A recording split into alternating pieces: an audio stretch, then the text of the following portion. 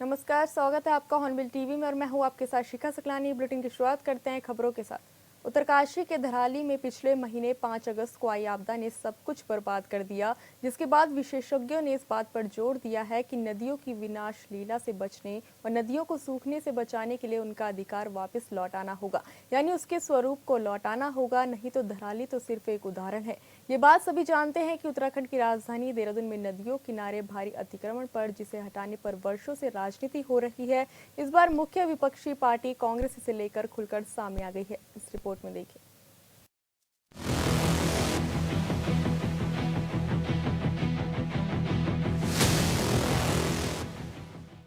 उत्तराखंड की राजधानी देहरादून में 129 चिन्हित मलिन बस्तियां हैं और कई बस्तियां बिंदाल और रिस्पना किनारे बसी हैं, जिसमें हजारों की आबादी है। राजधानी में साल दर साल बढ़ती जनसंख्या और ट्रैफिक दबाव को लेकर बीजेपी की सरकार एलिवेटेड रोड निर्माण की तैयारी कर रही है, जिसका विरोध शुरू हो गया है। मुख्य विपक्षी पार्टी यानी कांग्रेस के नेता का कहना है कि एलिवेटेड रोड के नाम पर मलिन बस्ती में रहने वाले गरीबों को उजाड़ने की तैयारी की जा रही है। जब हमारी सरकार थी, हमारी सरकार के समय एक कमेटी का गठन किया गया था और उसमें 582 मलिन बस्तियों को चिन्हित किया गया था और उन मलिन बस्तियों को मालिकाना हक देने की शुरुआत भी हमारी सरकार ने प्रारंभ किया। लेकिन उसके बाद मलिन बस्तियों के साथ जिस तरीके से सरकार लगातार घोर उपेक्षा करने का काम कर रही है, मलिन बस्तियों में भय का वातावरण जो बनाने का काम कर रही है, लाल निशान लगा करके लोग आज डरे हुए हैं, सहमे हुए हैं, तो निश्चित रूप से कांग्रेस ने विधानसभा के माध्यम से एक कानून भी बनाया था कि हम मलिन बस्तियों को मालिकाना हक देने का काम करेंगे। उसको भी जो है सरकार मानने के लिए तैयार नहीं है, उसका भी लगातार उल्लंघन हो रहा है। प्रदेश में जो मुख्य विपक्षी दल होने के नाते मलिन बस्तियों को संरक्षित करने के लिए, जैसा भी पूर्व मुख्यमंत्री आदरणीय हरीश राव जी ने कहा, हम सरकार का घेराव करने का भी काम करेंगे। कांग्रेस नेताओं का कहना है कि एलिवेटेड रोड के लिए मलिन बस्तियों को हटाने की पूरी तैयारी कर ली गई है और सैकड़ों मकानों को चिन्हित कर कार्रवाई के लिए लाल निशान लगाए गए हैं, जो गलत है। कांग्रेस का कहना है कि अगर सरकार ने इस पर विचार नहीं किया तो मलिन बस्तियों वालों के साथ कांग्रेस के कार्यकर्ता सड़क पर उतरेंगे और इसे लेकर बड़ा प्रदर्शन किया जाएगा। कांग्रेस नेताओं का कहना है कि कांग्रेस की सरकार ने मालिकाना हक देने का निर्णय लिया था, जिस पर बीजेपी की सरकार ने काम नहीं किया। इस राज्य की माननीय विधानसभा ने सर्वसम्मति से एक विधेयक पारित किया, जो अब कानून है, एक्ट के रूप में है। वो है मलिन बस्तियों को मालिकाना हक देने का। और ये स्थापित सत्य है कि कोई ऑर्डिनेंस विधानसभा द्वारा पारित एक्ट को सरपास नहीं कर सकता है। ऑर्डिनेंस को जो है एक्ट सरपास कर सकता है। यहाँ उल्टी गंगा बहाई जा रही है और ऑर्डिनेंस के नाम पर मालिकाना हक जो मलिन बस्तियों का था उसको अस्थिर किया जा रहा है। हम ये कह रहे हैं कि जो ये लाल डोरे का आतंक, नहीं लाल चिन्ह का आतंक मलिन बस्तियों में व्याप्त है, इसको समाप्त करो और उनको सीधे सीधे जो मालिकाना हक 2016 में उनको विधानसभा ने दिया है, वो मालिकाना हक देने की बात करो। और नहीं करोगे तो कांग्रेस जो है सब सड़कों पर उतरेगी और मलिन बस्तियों के लोगों को साथ लेकर के उतरेगी। इधर कांग्रेस के आरोपों पर बीजेपी ने पलटवार किया है। बीजेपी के विधायक विनोद चमोली ने कहा कि देहरादून में एलिवेटेड रोड का निर्माण से लोगों को जाम से निजात मिलेगी और साथ ही शहर एक अलग स्वरूप में नजर आएगा। इसको लेकर रिस्पना नदी किनारे स्थित बस्तियों को हटाया जाएगा और वहां लाल निशान लगाए गए हैं। भाजपा के विधायक विनोद चमोली ने कहा कि कांग्रेस ने अपने कार्यकाल में बहुत नाले खाले खोदे और वो एक भी मकान को नियमित नहीं किया। विधायक ने हरीश रावत पर जोरदार हमला करते हुए कहा कि हरीश रावत आगे आकर हमारा विरोध करें और धरना प्रदर्शन कर कहें कि एलिवेटेड रोड नहीं बनना चाहिए। देखिए, हरीश रावत जी जो कहें, उनकी बातों का अगर जवाब देंगे तो बहुत नीचे स्तर पर उतरना पड़ेगा। वो मैं चाहता नहीं हूँ। वो प्रदेश के बहुत वरिष्ठ नेता हैं, मुख्यमंत्री रहे हैं। और ध्यान में होगा, मैं उस समय मेयर था, और जब वो अपने मुख्यमंत्री काल में बहुत नाले खाले कूदे हैं उन्होंने। उसके बाद 3 साल तक वो मुख्यमंत्री रहे, उन नाले खालों के लिए क्या उन्होंने किया, कम से कम इसका जवाब लोगों को दे दें। उन्होंने मलिन बस्तियों को नियमितीकरण के नाम पर एक भी मकान को नियमित नहीं कर पाए देहरादून के अंदर। ये उनकी स्थिति रही।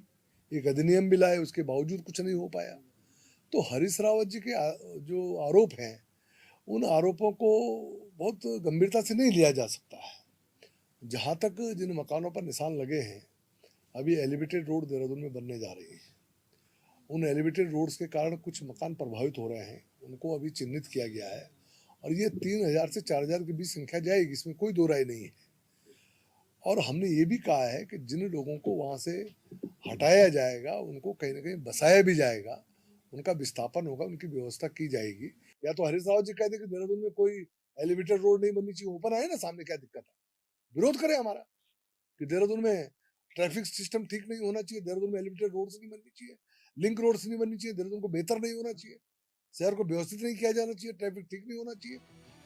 देहरादून में 129 मलिन बस्तियां हैं और ज्यादातर बस्तियां नदी किनारे हैं, जिसमें हजारों लोग निवास करते हैं। कई बार एनजीटी और हाईकोर्ट ने इसे लेकर आदेश दिए, लेकिन बार बार सरकार ने अध्यादेश लाकर मलिन बस्तियों को सुरक्षित किया है, ये जानते हुए कि नदियों के फ्लड जोन में ही कई घर बने हुए हैं। सरकार कहती है कि अतिक्रमण किसी भी हाल में बर्दाश्त नहीं किया जाएगा, तो फिर नदियों किनारे जो वर्षों से अतिक्रमण है, उस पर कार्रवाई क्यों नहीं की जा रही है, ये भी बड़ा सवाल है। ये सच है कि देहरादून में ट्रैफिक दबाव कम करने के लिए एलिवेटेड रोड की सख्त जरूरत है, लेकिन उससे पहले ये भी जरूरी है कि अतिक्रमण को साफ किया जाए।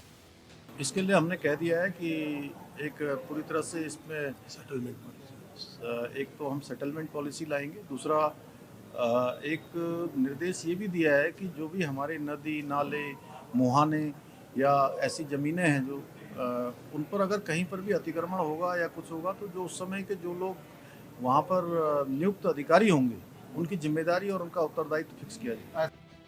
क्या ये राजनीति करने वाले नहीं जानते कि नदियों की विनाश लीला से बचने और नदियों को सूखने से बचाने के लिए उनका अधिकार वापस लौटाना होगा।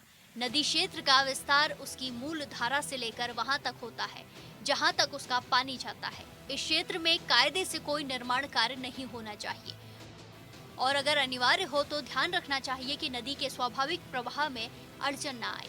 लेकिन स्थिति तो यह है कि लोगों ने उन क्षेत्रों पर कब्जा कर लिया है। जाहिर है कि जब कभी भी नदियों में उफान आया तो बड़ी तबाही तय है। Bureau report, Hornbill TV.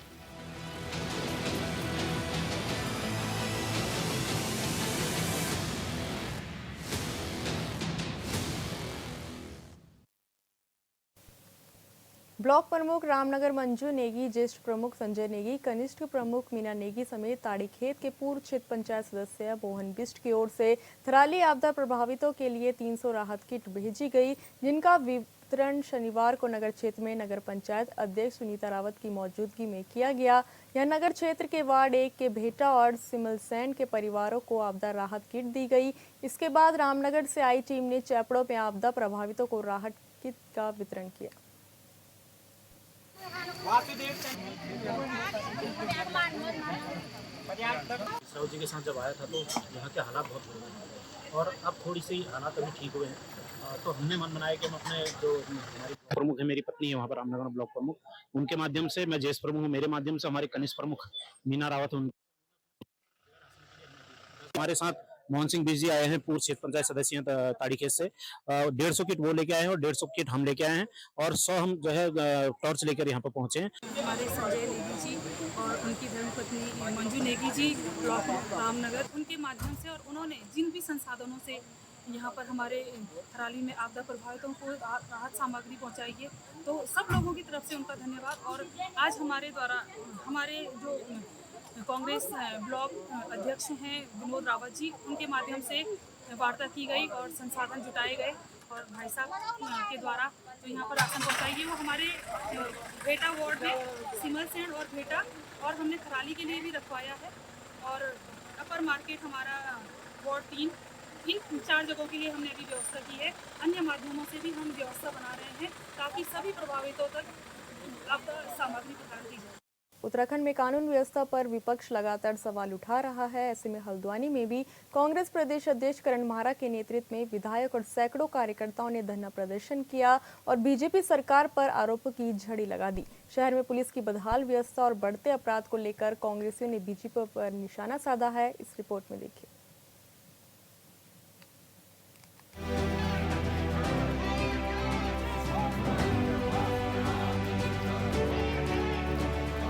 Haldwani में बदहाल कानून व्यवस्था को लेकर बुद्धा पार्क के अंदर कांग्रेस के लोगों ने उत्तराखंड पुलिस के खिलाफ धरना प्रदर्शन किया। इस दौरान मीडिया के सवालों पर कांग्रेस प्रदेश अध्यक्ष करण माहरा ने कहा कि पूरे प्रदेश में कानून व्यवस्था पूरी तरह से ध्वस्त हो चुकी है। कांग्रेस हमेशा एक रहती है और इस समय जिस तरीके से पुलिस और प्रशासन नंगा नाच कर रहा है उसके खिलाफ तो हम एक हैं, क्योंकि गरीब लोगों की जमीनों में कब्जे हो रहे हैं, किसान मारे जा रहे हैं, महिलाओं के संग अत्याचार हो रहे हैं। और ये हम नहीं कह रहे।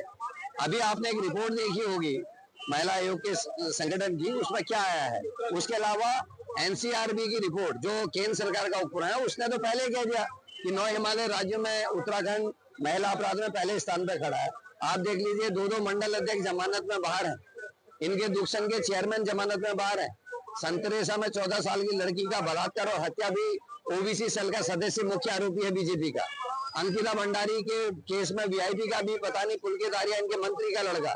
तो तमाम ऐसे केसेस, भर्ती घोटालों में हाकम सिंह इनके मुख्य आरोपी जो है वो जिला पंचायत के सदस्य बीजेपी के, और पटवारी पेपर लीक में इनका मंडल अध्यक्ष मंगलौर हरिद्वार का मुख्य आरोपी। तो ये दिखाता है कि किस तर्ज पे चल रहा है। और पंचायत चुनाव में जिस तरीके से नैनीताल में हुआ और पुलिस की देखरेख में हुआ, उससे बड़ा नंगा नाच और क्या होगा। बेताल घाट में गोलियां चल गई, क्या पुलिस ने क्या विधायक के भांजू के खिलाफ कार्रवाई हो गई। उसके अलावा दौराहाट में देख लीजिए, कांग्रेस की बीटीसी मेंबर जो 2 बहनें थी, उनके पतियों का अपहरण होता है, पुलिस जबरदस्ती लिखवा लेती है, घूमने गए थे। उसके बाद वो महिलाओं के प्रति जो के पक्ष में जो रिपोर्ट लिखाने के उनके बाद 307 जैसी धाराएं लगा दी गई। तो ये साफ दिखाता है कि पुलिस किस तरीके से धामी के आगे घुटने टेक के काम कर रही है, कानून का पालन नहीं हो रहा है। और आज हल्द्वानी में सुमित हृदय जी और हमारे अन्य विधायकगणों के देखरेख में धरना हो रहा है।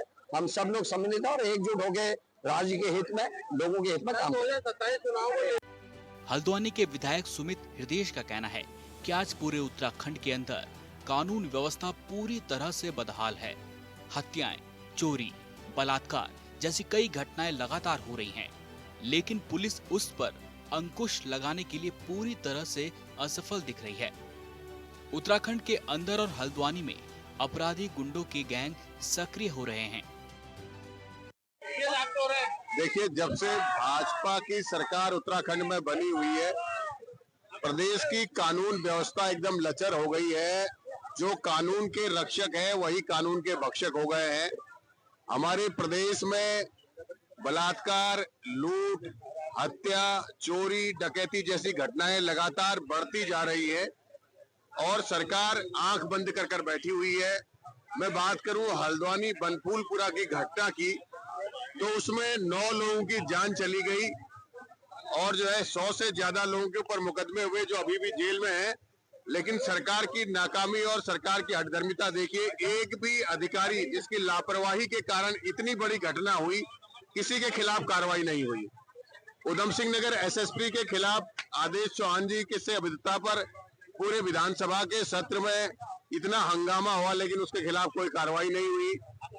महामहिम राष्ट्रपति के काफिले से 500 मीटर दूर देहरादून में एक सोने की दुकान में लूट हो जाती है, किसकी आज तक जिसका खुलासा नहीं हुआ। हरिद्वार में दिन दहाड़े सुनार की दुकान को लूट लिया जाता है, जिसका आज तक खुलासा नहीं हुआ। पंचायत के चुनावों में जो एविडेंस भी है, वीडियो रिकॉर्डिंग भी है और माननीय उच्च न्यायालय के हमारे चीफ जस्टिस महोदय ने भी कहा कि कानून व्यवस्था लचर है, लेकिन उसके बावजूद भी जो है एसएसपी के खिलाफ कोई कार्रवाई नहीं करी गई। तो मेरा ये कहना है कि भाजपा की सरकार में अधिकारी रिचार्ज कर कर अपने पदों पर बैठे हुए हैं। एक छोटे से अधिकारी से लेकर एक बड़े अधिकारी तक वसूली की जा रही है, सबका महीना तय है। सरकार आकंठ गले तक भ्रष्टाचार में डूबी हुई है और उत्तराखंड के आम जनमानस इस बात को जानता है। हर व्यक्ति के मुंह पर यह बात है कि ऐसी लूट आज तक नहीं देखी गई और सरकार जो है पुलिस के साथ मिलकर गुंडागर्दी का माहौल बना रही है। कांग्रेस का आरोप है कि अपराधियों को सत्ताधारी बीजेपी पार्टी के नेताओं का संरक्षण हासिल है, लिहाजा पुलिस डर के उन लोगों के ऊपर कार्रवाई नहीं कर रही। वहीं चेतावनी देते हुए उपनेता प्रतिपक्ष भुवन कापड़ी ने कहा कि आज जिस तरह से लगातार उत्तराखंड में कानून व्यवस्था पर सवाल उठ रहे हैं, बीजेपी और पुलिस पूरी तरह से फेल है। तो कानून व्यवस्था इस प्रदेश में कैसी है, इनसे बड़ा आपने नहीं देखा होगा। वहां बैठे भी हो, उन्होंने जो जो बातें बोली, क्या बोल रहे थे, क्या बना रहे हो, मैं बोल नहीं सकता कैमरे में। कुछ बोला था ना उन्होंने, कुछ बना रहे हैं, वो बना रहे हैं लोग हमें। लेकिन उसके बाद बैकफुट में भी भगत दिखाई दिए। उन्होंने कहा कि अब बैकफुट में तो अब फोन जब आएंगे देहरादून से, दिल्ली से, लेकिन असलियत तो आई गई ना सामने। अरे एक विधायक, इतने सीनियर विधायक, इतने सीनियर मंत्री, उनको बैठना पड़ रहा है सड़क पर, तो सोचिए कानून व्यवस्था क्या है। कानून व्यवस्था चौपट है, चाहे उधम सिंह नगर हो, नैनीताल हो, हरिद्वार, सब अधिकारी मस्त हैं, उगाही में लगे हुए। केवल एक ही काम है सरकार को, उगाही करके पैसा देना, क्योंकि हत्याएं आए दिन हो रही हैं। आप अखबार में, मीडिया में आपको पता चलता रहता होगा। अभी मेरे जसपुर में एक महिला घास काटने गई परसों रात, और उसका कुंडल निकाल कर उसकी हत्या कर दी गई। अब 3 दिन हो गए। तो ये तो अपहरण, आपने जो यहाँ जिला पंचायत सदस्यों का अपहरण की घटना देखी कि पुलिस के सामने वो लोग उधम सिंह नगर के थे जो यहाँ अपहरण करना है। देखिए किसके संरक्षण में वो पहाड़ तक पहुंचे, ये सोचने का विषय। ये केवल सफेद पोस्ट का संरक्षण प्राप्त है पुलिस को, और पुलिस को खुली छूट लूट की दे रखी है। पुलिस केवल एक ही काम पे, या तो खनन के नाम पर वसूली हो रही है, या लूट और खसोट के नाम पर वसूली हो रही है। उनका एक ही मकसद रह गया है, लूट करो, लूट करो। इसी के विरोध में आज बुधवार के अंदर कांग्रेस के लोगों ने धरना प्रदर्शन किया और मांग की कि ऐसे भ्रष्ट अधिकारियों पर कार्रवाई की जानी चाहिए जो अपराधियों पर कार्रवाई नहीं कर पा रहे।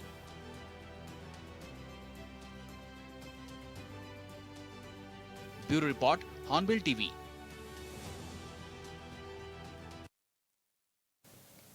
सरकार ने आधार कार्ड बनाने और उसमें सुधार के लिए बैंक और सरकारी दफ्तरों में सेवा केंद्र तो खोल दिए हैं, लेकिन विकास नगर में ये सुविधा अब जनता की परेशानी बन गई। सुबह से लाइन में लगने के बाद भी लोगों का काम नहीं हो पा रहा। इस रिपोर्ट में देखिए।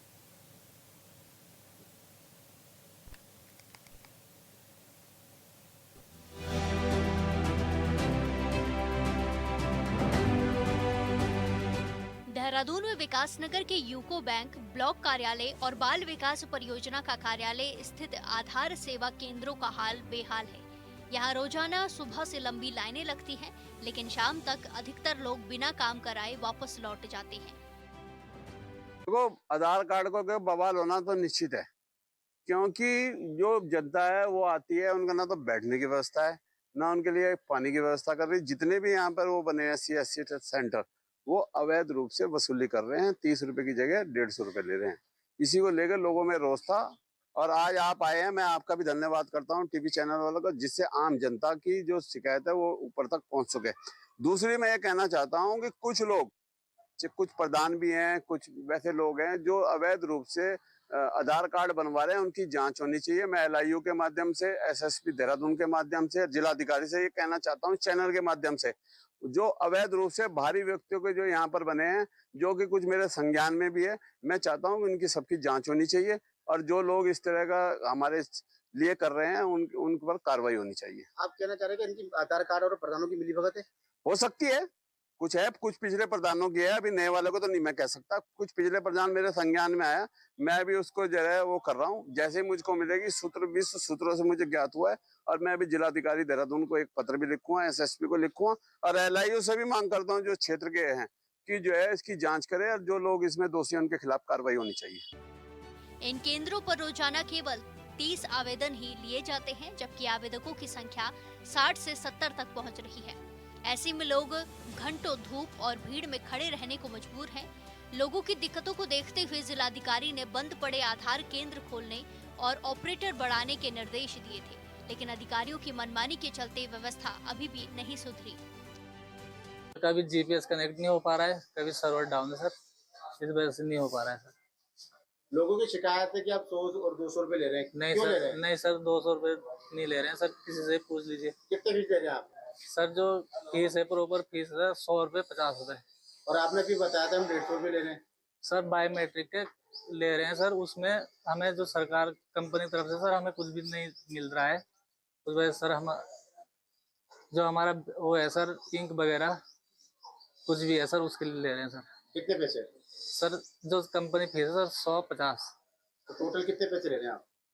सर 100 ले रहे हैं ना, 100 ले रहे हैं 50 ले रहे हैं 100 जी जी सर। एक आधार कार्ड ठीक करने के 150 रुपये ले रहे हैं आप। उसके हैं सर बायोमेट्रिक के। तो और जगह तो 100 रुपये लिए जा रहे हैं, तो आप 150 के ले रहे हैं? सर कहाँ ले जा रहे हैं 100 रुपये सर? कहीं हर जगह 150 भी लिए जा रहे हैं? सर हमें नहीं सर पता। ब्लॉक कार्यालय में टोकन राशि से अधिक वसूली की शिकायतें भी सामने आई हैं। वहीं पंजीकरण तो हो रहा है, लेकिन कार्ड बनवाने या संशोधन की प्रक्रिया में काफी लंबा समय दिया जा रहा है। आधार कार्ड समय पर न बनने से स्कूली बच्चों की छात्रवृत्ति, राशन कार्ड, शादी के रजिस्ट्रेशन और सरकारी योजनाओं का लाभ लोगों को नहीं मिल पा रहा है। यदि ऐसी कोई भी शिकायत प्राप्त हो रही है तो उसकी तत्काल जो है जांच कराई जाएगी, और यदि वो अनावश्यक रूप से शहर की जनता से या आम जनता से जो है अवैध रूप से पैसे वसूल करता है तो उसके खिलाफ जो है निम्नानुसार सख्त कार्रवाई की जाएगी। सर लोगों का ये भी कहना है कि हम 10 बजे लाइन में लगते हैं, 1 बजे तक के आधार कार्ड बनते हैं। इस पर भी जो है जांच की जाएगी, देखा जाएगा कि भाई किन कारणों से जो है वो मात्र 1 बजे सिर्फ 1 बजे तक ही आधार कार्ड बना रहे हैं, और उसके बाद जो है उस पर निम्नानुसार कार्रवाई की जाएगी। लंबी लंबी लाइनें देखी जा रही है, कहीं ऐसा तो नहीं है सर कि जिसके केंद्र है वो कम है, कहीं और बढ़ाने की जरूरत है? देखिए इसके केंद्र वैसे आधार कार्ड बनने के केंद्र तो कई जगह पे हैं, लोग जैसे तहसील में भी आके बनाते हैं, ब्लॉक में भी बना रहे हैं और पोस्ट ऑफिस से भी बनवा रहे हैं। तो अपनी सुविधानुसार व्यक्ति जो है नज़दीकी केंद्र पर जाकर जो है आधार कार्ड बनवा सकता है। सर केंद्रों पर ये पानी की सुविधाएं नहीं है, बैठने की सुविधाएं नहीं है। इसकी सुविधा के विषय में भी जांच की जाएगी और जल्दी जो है पानी वगैरह की सुविधा उपलब्ध कराई जाएगी। आज के समय में किसी भी सरकारी काम के लिए आधार अनिवार्य है और लिहाजा लोग आधार सेंटर पर पहुंच रहे हैं, लेकिन ज्यादा भीड़ होने की वजह से लोगों को परेशानी हो रही है। कुछ लोगों का आरोप है कि ज्यादा राशि की वसूली भी की जा रही है। सवाल है कि डीएम के आदेश के बावजूद हालात कब सुधरेंगे। Bureau report Hornbill TV. फिलहाल इस बुलेटिन में इतना ही। आप देखते रहिए हॉर्नबिल टीवी। नमस्कार।